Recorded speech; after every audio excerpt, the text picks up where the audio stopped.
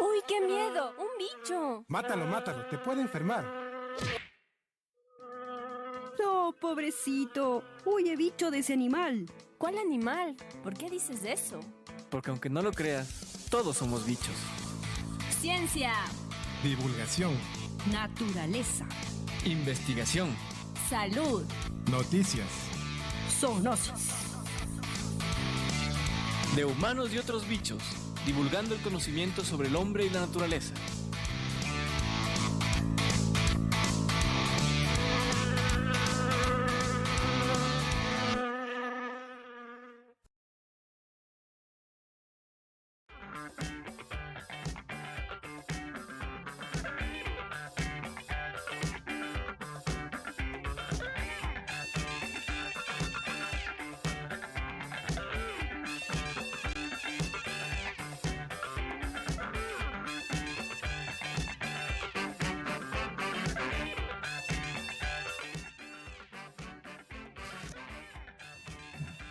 Bienvenidos sean todos y todas, estimados internautas, a una nueva entrega de su programa de humanos y otros bichos.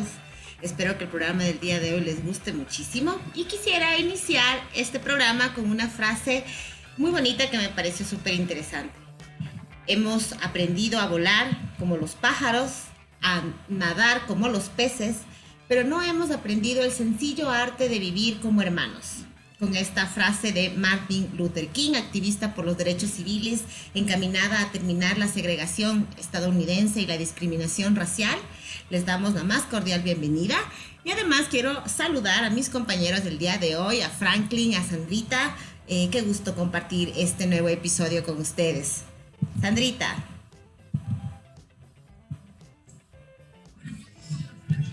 Buenos días a todos. Buenos días a nuestros estimados internautas. Es muy gratificante poder compartir con ustedes este tiempo de divulgación científica. Mi sincero agradecimiento a Paulina Fernández por aceptar la invitación a nuestro programa, pues la tendremos hoy en Café y Tertulia. Valoremos lo que somos, incluido nuestro mestizaje proveniente de un largo y doloroso proceso histórico. De este tema les hablaré hoy en su segmento Lo que no debemos olvidar. ¿Qué nos tienes para hoy, Frank? Hola. Hola, Sandrita, muchas gracias. Hola, Elizabeth, ¿cómo están? A nuestra invitada, un gusto verla y un gusto también tenerla aquí. Con ella tendremos una interesante entrevista, así que estén muy atentos, internautas. También, Sandrita, nuestro interesante segmento. Así que atentos durante todo el programa. No se olviden hacer sus preguntas y comentarios por nuestras redes sociales.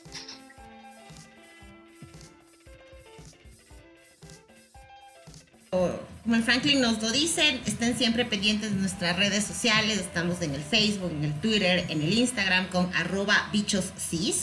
También pueden acceder a nuestro canal de YouTube para ver muchos de los programas anteriores que hemos tenido. Ya mismo cumplimos el programa 200, así que vamos a hacer algo especial por ese día también.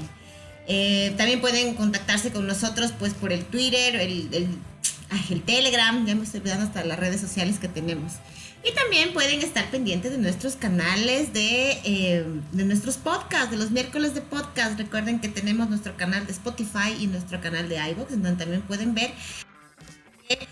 Mis compañeros y yo elaboramos todos los miércoles, así que pueden informarse de datos súper interesantes del maravilloso mundo de la ciencia. Bueno, pues agradecemos a todos nuestros internautas que se encuentran en todo el planeta, ¿no? Escuchándonos a través del internet. Saludos especiales a Vanessa Herrera, a Verónica Espinosa, a Inés Pérez, a Noé Morales, que siempre nos saludan en nuestras redes sociales con sus likes, ¿no? Dándonos esos estímulos para seguir adelante con todo lo que nosotros producimos. Saludos a todos los biólogos que se encuentran realizando su trabajo de campo en la Amazonía ecuatoriana y en cualquier rincón de nuestro país, en especial a Andrea Enríquez. Un saludo muy, muy especial. Y pues, sean todos bienvenidos. Bueno, en esta ocasión en las Bicho Noticias yo les tengo algo muy interesante el día de hoy. Cada 12 de octubre desde el 1996 se conmemora el Día Mundial de la Artritis Reumatoidea. este día en el que se institucionalizó el Arthritis and Rheumatics International, con el objetivo de sensibilizar a la comunidad sobre este padecimiento y brindar apoyo a los pacientes y a sus familias. Hay que recordar que las enfermedades reumáticas son aquellas que comprometen los huesos, las articulaciones, los músculos y todo aquello que brinda movilidad al cuerpo humano. La artritis reumatoide específicamente es una de estas enfermedades y se caracteriza por la inflamación de las articulaciones. Es un padecimiento crónico, es decir, que va empeorando con el tiempo y acarrea grandes dolores y sobre todo la pérdida de la movilidad del paciente. Esta enfermedad es muy antigua, se han hecho hallazgos correspondientes a la artritis reumatoide en poblaciones de humanos que datan del 6500 al 3400 años antes de Cristo. Además que se han encontrado formas recientes en pinturas como la de Pedro Pablo Rubens que evidencian las deformaciones propias de la artritis reumatoide. Todos podemos contribuir desde las diferentes perspectivas a lograr un mejor tratamiento para el paciente con artritis. Profesionales de la salud, administradores, legisladores, ingenieros, arquitectos, abogados, en fin, necesitamos integrar todas estas ideas y propuestas para conseguir una verdadera proyección a toda la sociedad y de que esa manera también la sociedad sea partícipe con el objetivo de apoyar al paciente de cualquier tipo de artritis y a su entorno social. Las personas que tenemos artritis, que es una enfermedad reumática, necesitamos acceso a medicamentos, tratamiento, un mayor conocimiento de los profesionales de la salud acerca de las diversas patologías, pero sobre todo, y lo más importante, empatía para comprender que existen discapacidades invisibles como las enfermedades reumáticas que afectan no solo la salud de quien las padece, sino de todo su entorno a nivel económico, social y pues de varios aspectos. Así que este día es para visibilizar ese tipo de enfermedades. Y continuando con los datos curiosos, en el pasado 11 de octubre celebramos el Día Internacional de la Niña. Les voy a contar algo acerca del origen de este día. Es desde el año de 1995, en la Conferencia Mundial sobre la Mujer en Beijing, los países adoptaron por unanimidad la Declaración y Plataforma de Acción de Beijing. Este era el plan más progresista jamás realizado para promover los derechos no solo de las mujeres, sino también de las niñas. La Declaración de Beijing es la primera en llamar específicamente a los derechos de las niñas. El 19 de diciembre del 2011, la Asamblea General de las Naciones Unidas adoptó una resolución para declarar el 11 de octubre como el Día Internacional de la Niña y reconocer los derechos de las mismas y también los desafíos únicos a los que enfrentan en todo el mundo, así como también promover su empoderamiento y el cumplimiento de sus derechos humanos. En este marco, según las Naciones Unidas, las adolescentes tienen derecho a una vida segura, educada y saludable, no solo durante estos años críticos de formación, sino también a medida que maduran y se convierten en mujeres. Si reciben apoyo efectivo durante la adolescencia, las niñas tienen el potencial de cambiar el mundo, tanto como niñas empoderadas de hoy, como trabajadoras, madres, emprendedoras, mentoras, jefas de hogar y líderes políticas del mañana. La inversión para ello pasa por la defensa de sus derechos en pos de un futuro más equitativo y próspero, en el que la mitad de la humanidad sea un socio igualitario para resolver los problemas del cambio climático, los conflictos políticos, el crecimiento económico, la prevención de enfermedades y la sostenibilidad global. Así que este es el origen del Día de la Niña que celebramos el pasado 11 de este mes.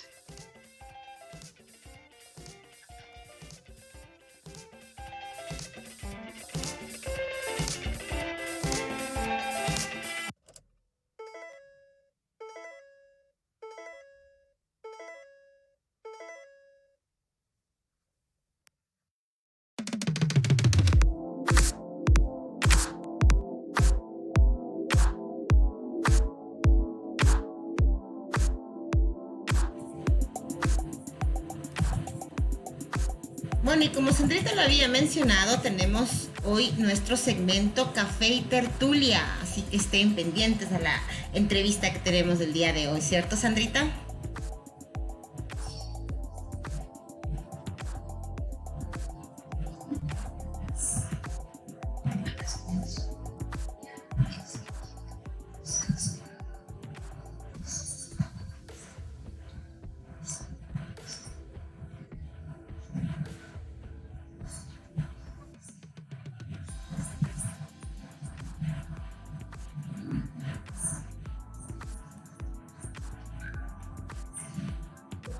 coautor.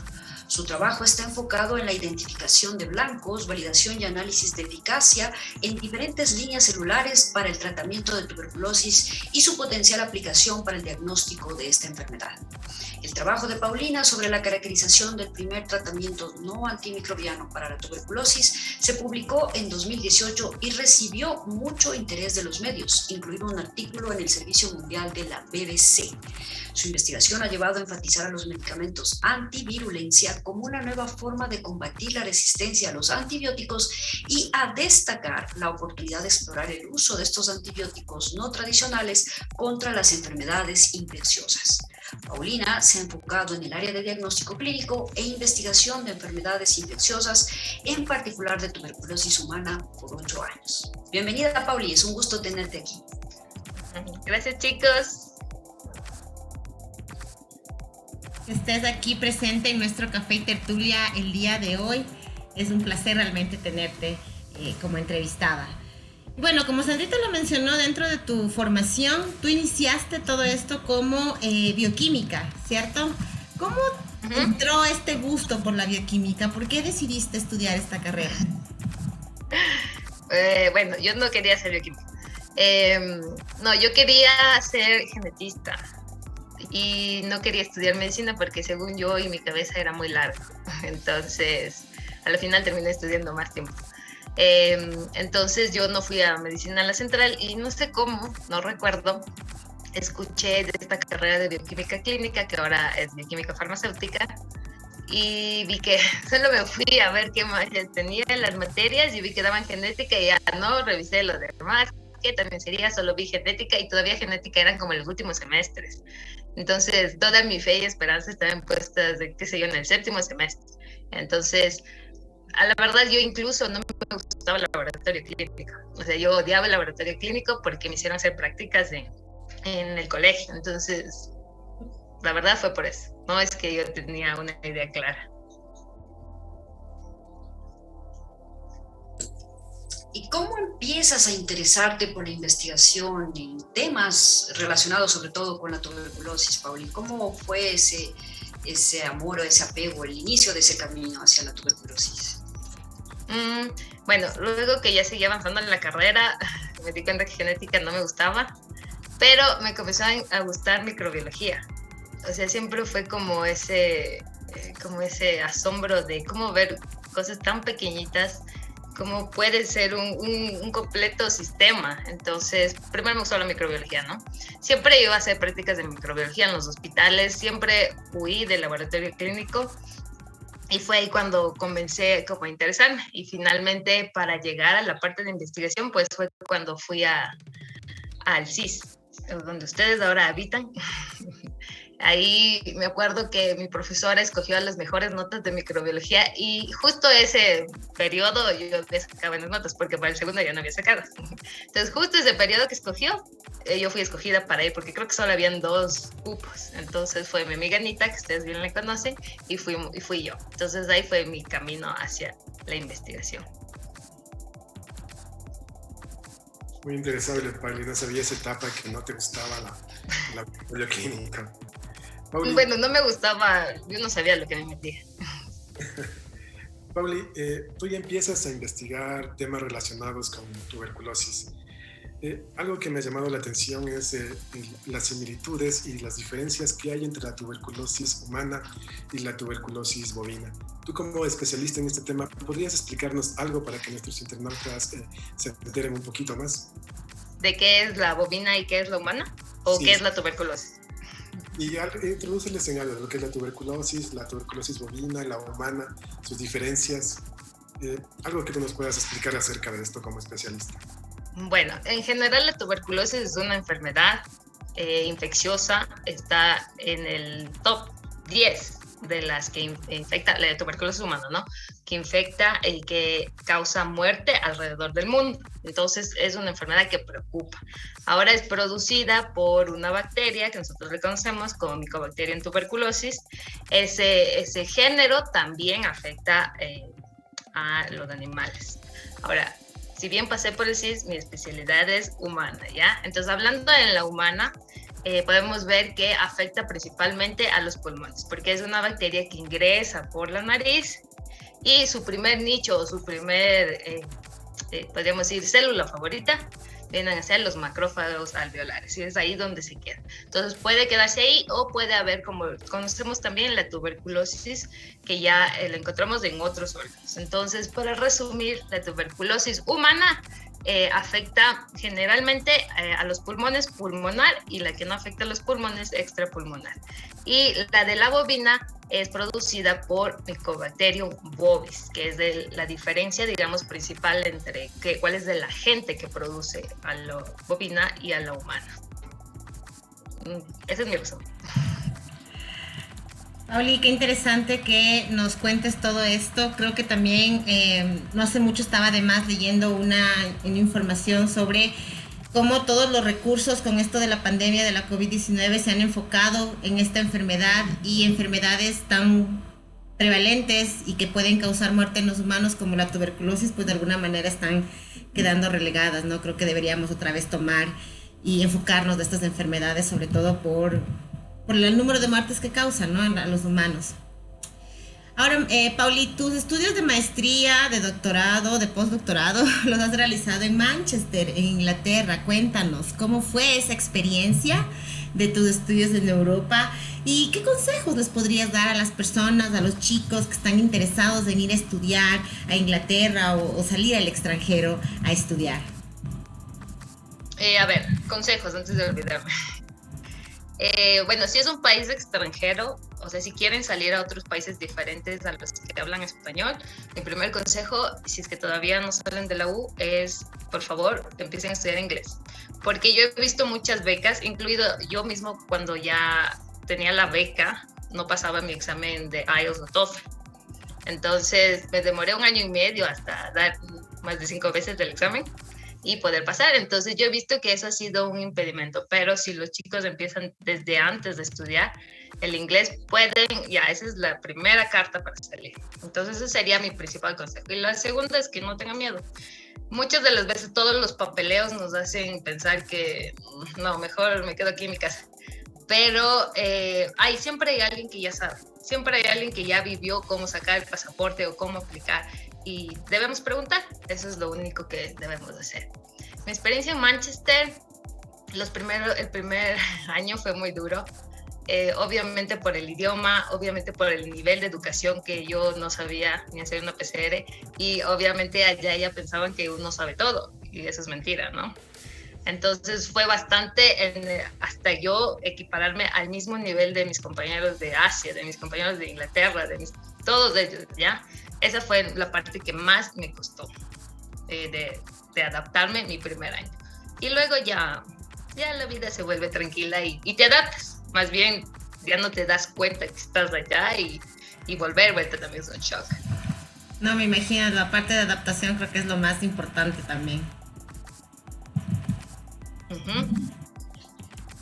Y bueno, sí, ¿no? Es realmente una experiencia fuerte el salir afuera. Creo que todo el mundo extrañamos hasta el perro del vecino que a veces nos ladraba. O sea, pero bueno, es una linda oportunidad de poder mirar las cosas desde otra perspectiva, ¿no? Quizás ver cómo otros países manejan la ciencia y pues venir con esos conocimientos a nuestro país, aunque aquí encontramos otras dificultades.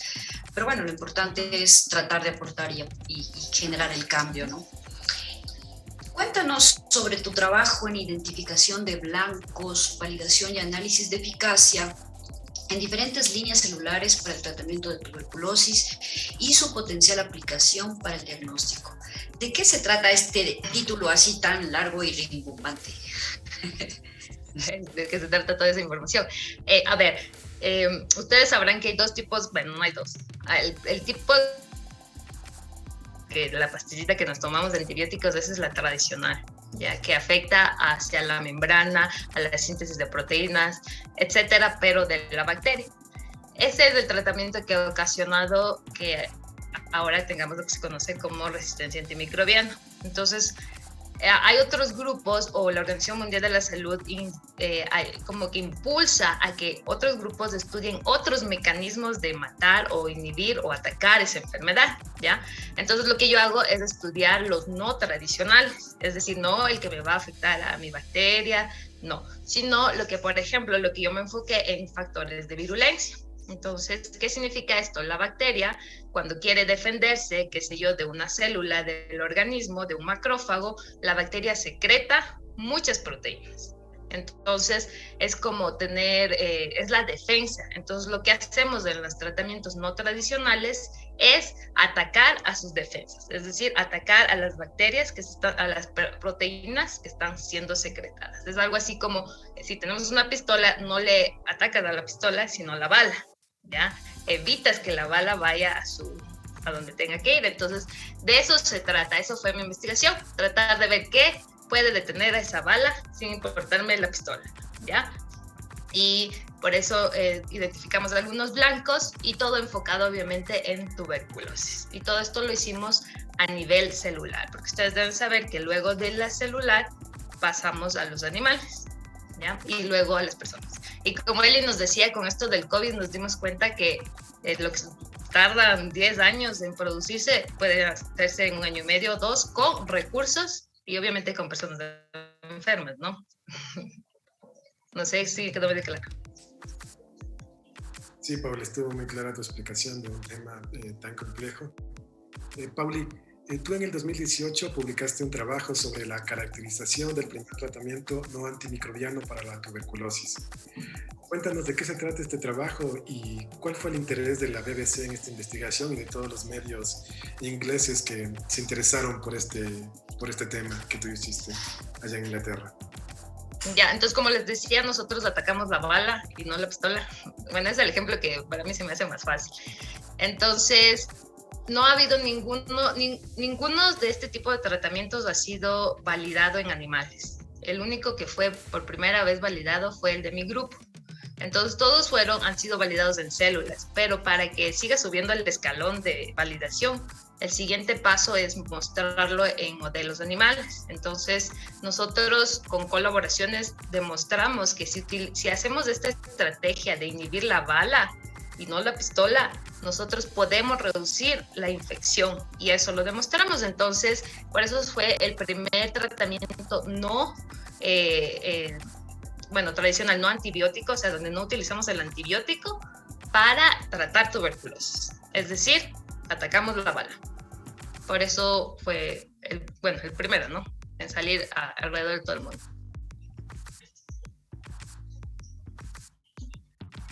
Interesante, Pauli, todo lo que nos cuentas con respecto a la tuberculosis, como decíamos, una enfermedad tan peligrosa y tan prevalente en el mundo. Y bueno, tú que has estudiado muchos enfoques de esto, ¿no? Como decías, estos medicamentos no tradicionales que ojalá en algún momento puedan salir y se los pueda utilizar ya de manera efectiva en una gran población.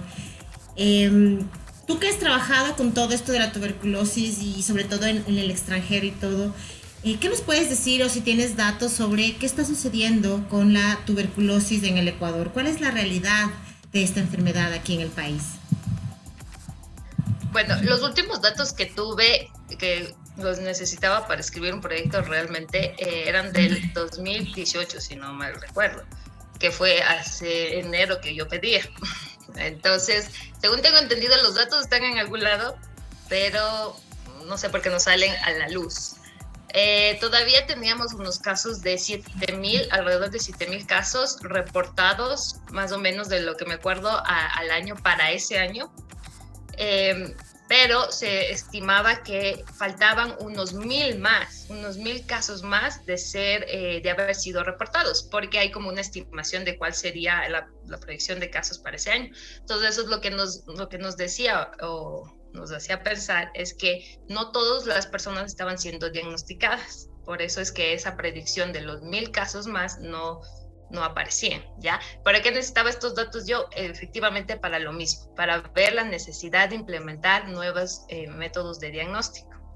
Entonces, más o menos de que tenemos casos. Y algo que quería decir, los países desarrollados también tienen casos, sino que ellos los tienen concentrados. Por ejemplo, en Inglaterra lo tienen en Londres, lo tienen súper concentrado ahí, pero digamos que lo tienen manejado. Aquí lo tenemos, pero lo tenemos medio disperso y tratamos de manejarlo. Pauli, pero ¿y qué crees? ¿Cuál crees que sea el problema del por qué esos datos no son tan visibles? Eso también sucede con muchas otras enfermedades. Yo estaba leyendo, por ejemplo, para la noticia de hoy del Día Mundial de la Artritis, del Ecuador no tiene datos de personas, así un cuadro que diga tal año hay tantos números de pacientes, o estas personas entraron a la parte de salud pública, del ministerio, o cosas así. No existen esos datos, o no están visibles. ¿Por qué crees que...?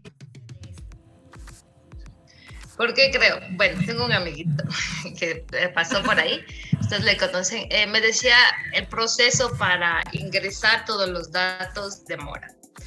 Demora por falta de personal, demora porque la provincia tal no ha enviado, etcétera, ¿ya? Entonces, lo que yo creo realmente, y al compararlo con los sistemas de otros países que he visto, es que el sistema en general, no hay como un sistema en que cada centro de salud o cada centro o hospital encargado de tuberculosis puede ingresar directamente, sino que está como muy centralizado. Creo que aquí en el Ecuador solo el Ministerio de Salud puede hacer tuberculosis.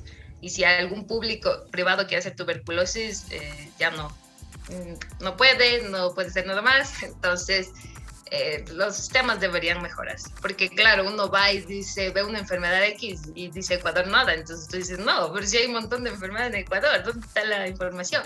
Y no tienes, y te toca ir a buscar, así, ¿quién me puede contar cómo está? Súper tenaz, ¿no? Esta falta de acceso a la información que manejaría el ministerio. Y también esto sumado al subregistro, ¿no? Porque no sabemos realmente todos los casos que están pasando en el Ecuador, no solo en tuberculosis, sino en otras enfermedades como la leishmaniasis también, que es algo que nosotros hemos podido palpar de cerca. Y bueno, ¿cuál crees que sería el camino adecuado que se debería usar o seguir para erradicar a la tuberculosis en el Ecuador, en base a tu experiencia, en base a todo lo que has visto? ¿Qué sugerirías tú? Diagnóstico, y diagnóstico preventivo, y eso es lo que también me estoy enfocando ahora, de lo que se llama a los centros de atención primaria, realizar diagnóstico que no tengas que volver para ver tu prueba, como el PPD. No, ese tipo de diagnóstico no nos sirve. Si bien es barato, pero no nos sirve, porque no puedes hacer que una persona venga por un día la prueba y venga al siguiente día por el resultado. No es posible, ¿ya? Entonces, cambiar los tipos de diagnóstico en atención primaria, que sean diagnósticos rápidos, baratos y confiables, ¿ya? La vaciloscopía, si bien es barato, no puede ser, tal vez sea rápido, pero necesita de una buena muestra, necesita también de gente especializada. Entonces, lo que queremos es que hayan métodos más baratos. Si bien hay algunos métodos que han salido, pero no son accesibles para la comunidad de bajos recursos, que es la comunidad más afectada. Entonces, en otros países, y lo que también yo me estoy centrando ahora, es identificar eso, un método barato y rápido. Alguien decía en una conferencia que fui, me decía, el método tiene que ser que tú lo puedas usar debajo de un árbol. Ese es el método vencedor. Si lo puedes usar debajo de un árbol donde no hay nada, ese es el método que te va a ayudar a erradicar esa enfermedad. Entonces, estamos en busca de eso. Interesante, Pablo. Como tú dices, es el método más sencillo, el que va a ser más eficaz aquí y más que nada en la realidad de lo que es el Ecuador. Y dentro de tus investigaciones, tú usaste estos medicamentos antivirulencia. ¿Crees que se podrían utilizar aquí en el Ecuador estos medicamentos? ¿O todavía no tenemos la tecnología adecuada para desarrollarlos? Cuéntanos, Paula. A ver, Frank, te cuento. En Ecuador sí se podrían, siempre y cuando nosotros, los americanos, menos los americanos, los de América Latina, dependemos del CDC y del FDA, ¿no es cierto? En Inglaterra ellos tienen su propio sistema y así en Europa. Nosotros, como dependemos de ellos, todo dependemos porque queremos realmente, no porque necesitemos. Nosotros, nuestro propio sistema de salud puede tomar sus propias decisiones, pero ahí también está la pregunta, ¿no? Entonces, nosotros pudiéramos usar eso siempre y cuando ya sea aprobado. Ahora, esa es una parte. La siguiente parte es, como les dije, todos estos antivirulencia han sido probados solo en animales. La siguiente etapa, y es la que está haciendo tratando de hacer mi ex grupo en Inglaterra, es de validar en humanos. ¿ya? Entonces, para que un medicamento llegue a tus manos, tiene que haber sido pasar por las 3 fases de clínica, de la fase clínica, y ahí sí, ser validada por la FDA y finalmente llegar a tus manos. Entonces, de que podamos en Ecuador, podemos. La idea es que primero pasen por la fase clínica y luego que la FDA lo apruebe y que luego el Ministerio de Salud de aquí lo apruebe y ya es una carrera muy larga. Un camino bastante largo el que se debería transitar, o se tiene que transitar para eso, pero como lo mencionabas tú hace un momentito atrás, o sea, con todo lo que ha pasado con la COVID-19, en algún punto lo hemos logrado, entonces sabemos que capacidades hay, solo que hay que ponerle como más empeño, ¿no? Hay que tomarlos el tiempo de ver qué enfermedades como la tuberculosis necesitan de más tiempo, de más recursos de investigación para poder sacar ese tipo de medicamentos o de diagnósticos adelante. Entonces nos falta todavía ese llamado de atención de decir que esta enfermedad necesita ser estudiada. Finalmente, Pauli, y agradeciéndote de antemano por tu presencia el día de hoy, qué chévere tenerte y verte a los tiempos también y que nos cuentes todo lo que has estado trabajando y has estado haciendo. Y bueno, te comprometemos también para una futura entrevista, nos cuentes ya cómo va todo tu trabajo aquí en el Ecuador. Entonces, ya finalmente, cuéntanos una anécdota, Pauli, no sé, algo que te haya pasado allá en Inglaterra, o algo que hayas pasado aquí en Ecuador buscando los datos, que ya veo que ha sido bastante complicado. Cuéntanos una anécdota, Pauli. Una anécdota, a ver, ¿qué les podré contar? Bueno, de Inglaterra creo que, bueno, siempre siempre el shock cultural, ¿no? Que tú entras a la tienda el primer día y así, yo se supone que sabía inglés, pero no sé nada. Y decir, por favor, hábleme despacio. Creo que eso fue lo que siempre me quedó y todos decimos así. Y sobre todo, lo peor, no lo peor. Yo fui a la ciudad que es considerada el inglés como no tan perfecto de Londres del de la reina, ese es el inglés que te entiendes. Yo fui a Manchester y es la ciudad donde el inglés es así, ¿qué me está hablando? Entonces creo que eso fue de mi experiencia de allá, una de las cosas, el llegar a una tienda y no entender lo que me está diciendo y yo decir, se supone que yo soy inglés, pero bueno, entonces sí, son cosas, ¿no? ¿Qué te pasa? Chévere, Pauli, queremos agradecerte de parte de los productores de Humanos y Otros Bichos por haber aceptado la invitación a esta entrevista y pues realmente aplaudir el hecho de que estés trabajando en una enfermedad tan importante como es la tuberculosis humana y pues que sigas adelante, ¿no? Yo sé que van a haber muchos obstáculos, pero que no pierdas ese ánimo y ese estímulo, ese amor por tu trabajo y por la ciencia, porque conocemos cómo trabajas y sabemos lo valiosa que eres. Muchas gracias y hasta una próxima oportunidad. Gracias, chicos, les visitaré. Muchas gracias por invitarme. Nos vemos. Chao, chao. Chao, chao.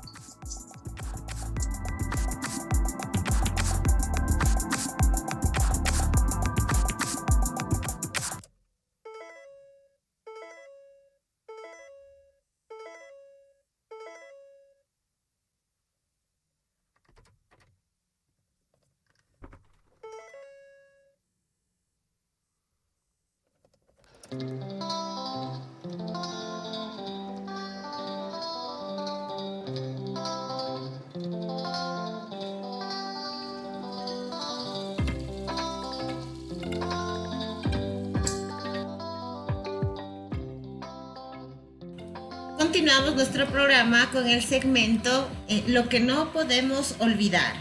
Así que Sandrita, cuéntanos qué nos tienes de información muy importante el día de hoy en este segmento.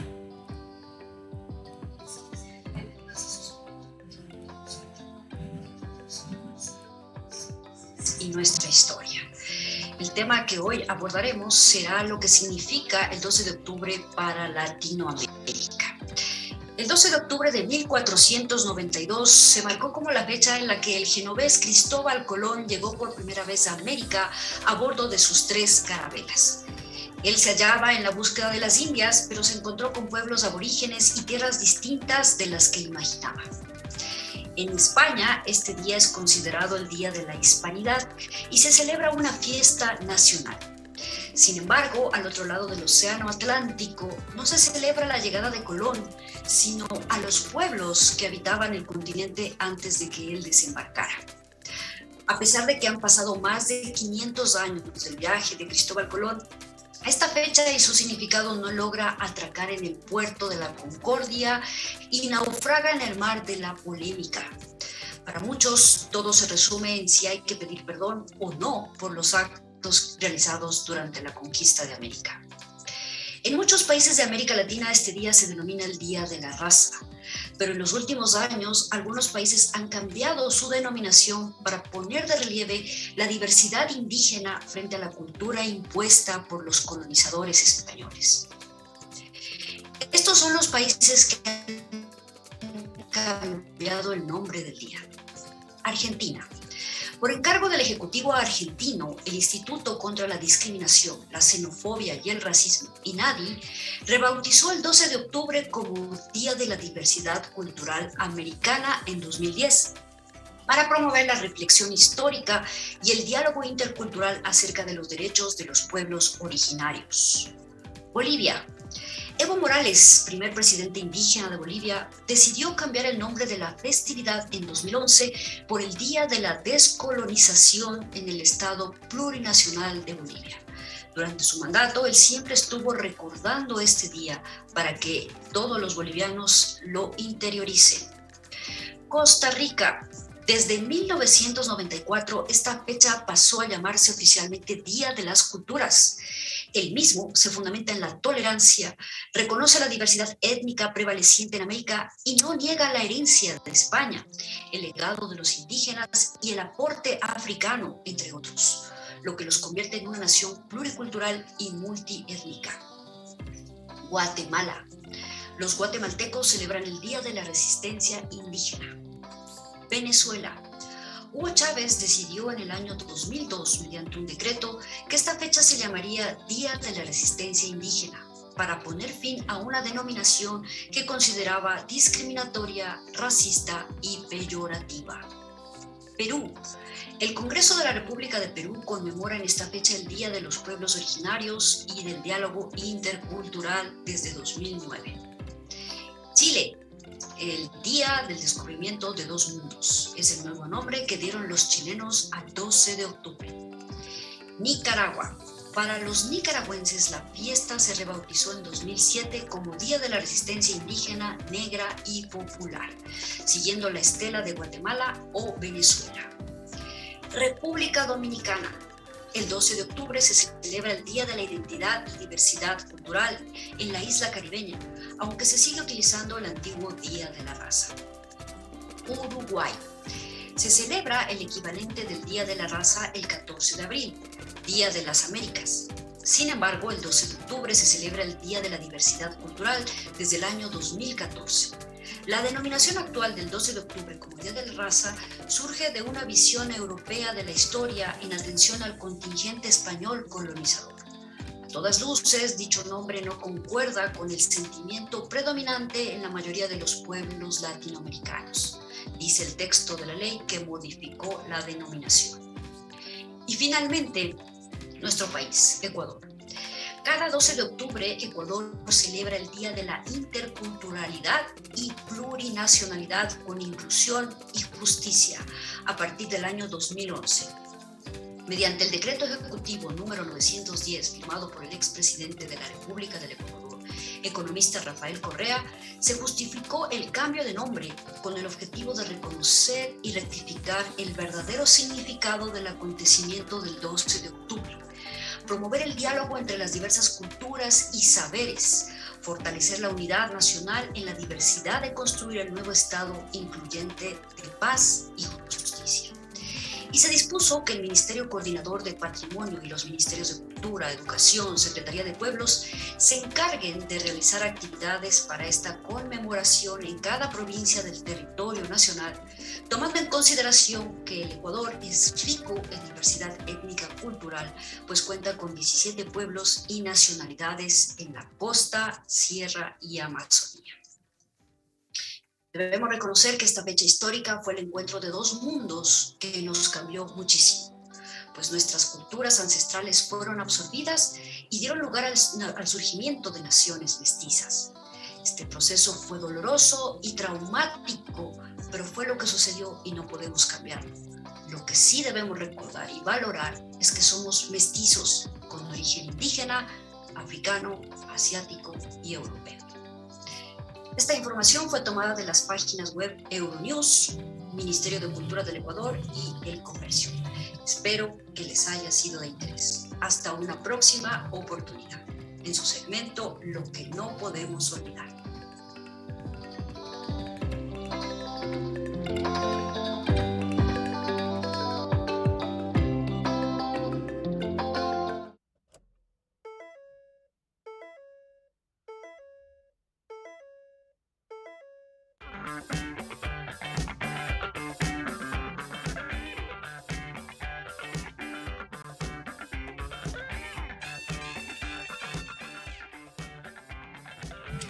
Bueno, hemos llegado al fin de nuestro programa el día de hoy. Hubo información muy interesante. Me gustó mucho el segmento de Sandrita. Creo que aprendí muchas cosas. No sabía además que en algunos países había cambiado el nombre de la celebración o conmemoración de ese día. Y me gustó mucho la frase con la que terminaste, es verdad.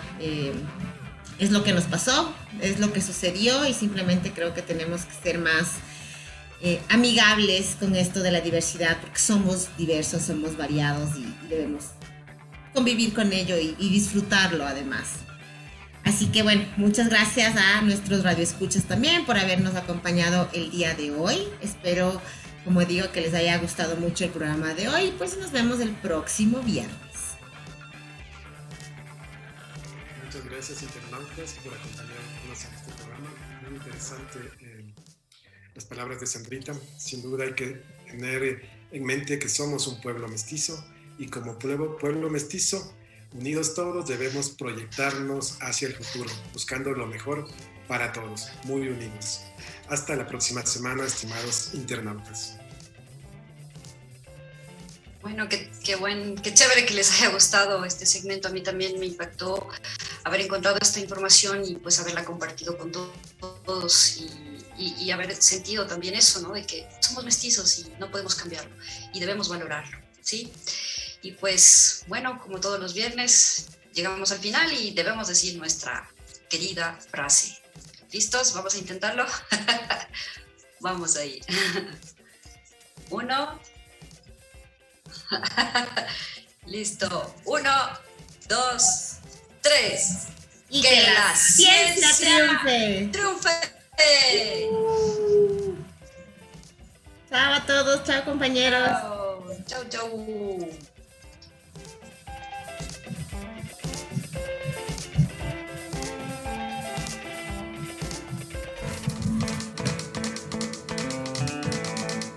Esto fue De Humanos y Otros Bichos.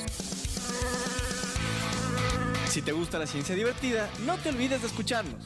Todos los viernes de 10 a 11. Una producción de Radio Universitaria Online de la Universidad Central del Ecuador.